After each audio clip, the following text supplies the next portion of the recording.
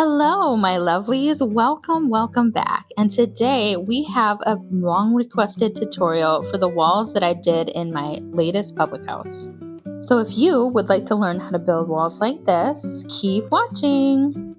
So we are going to just jump right in, and we're going to start with the Queen Islander walls.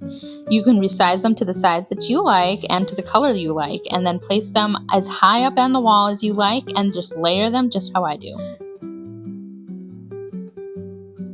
Now here is a cute little builder hack for you. Once you have a row of the panels placed, now you just use the cloning tool and clone multiple and then rotate them and put them on the other walls just like this so you don't have to place every single one. Another little tip I have is to always use the grid on one when you're rotating with the advanced rotating tool, because that way it's a lot easier to not lose track of where it's lining up, and also use advanced move to make sure that it stays in a row.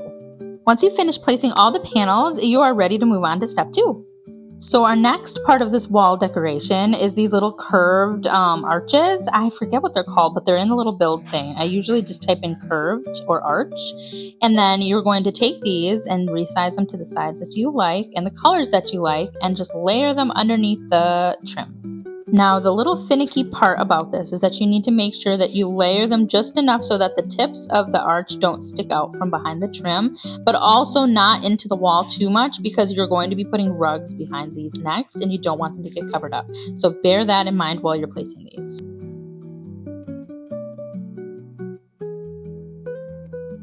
Once you have your arches all situated and ready to go, we are going to place these 2 spaces apart with the grid on one all the way across.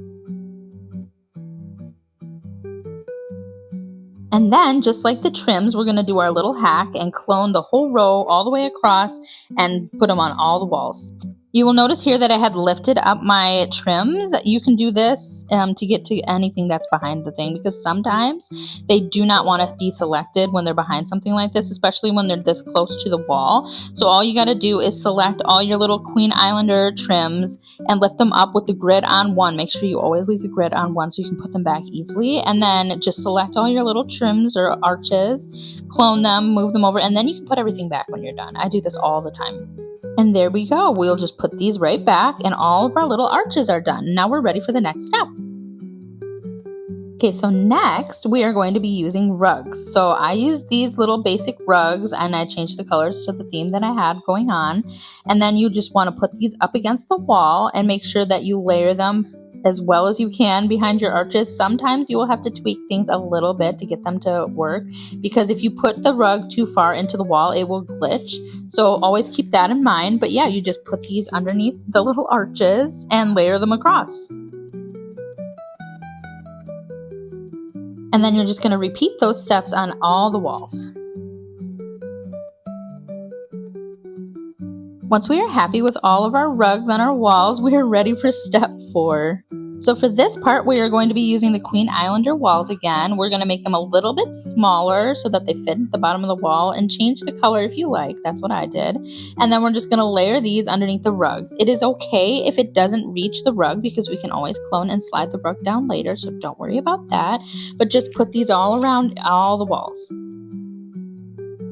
And there you go. Look how fast we did that. So now it's time to go grab onto all the rugs that you placed before and just clone them and slide them down so that they reach your trims. Looking good, looking good. And so now for our very, very last step, we're going to grab another rug, but we're going to change the color slightly. And then we're just going to slide it up to the top of the trim and put that all up there. Now, as I'm placing these rugs, it is now that I have realized that the footage of me placing the little discs that you see at the top of the trim was lost. So, before you place these rugs, make sure you get a little disc out, make it the size that you like and the color that you like, and put it inside of the wall on top of the trim, just sticking out just enough. And then you're going to place these across the trim. with the grid at 1 all the way across. And then you can also do the same cloning method as you did with everything else with the discs. I am so sorry that I lost all my footage. It's been a nightmare trying to edit this. It's taken me like a week just to get all the footage off my Google Drive. So I'm so sorry that that footage is lost. But yeah, I just use discs all the way across.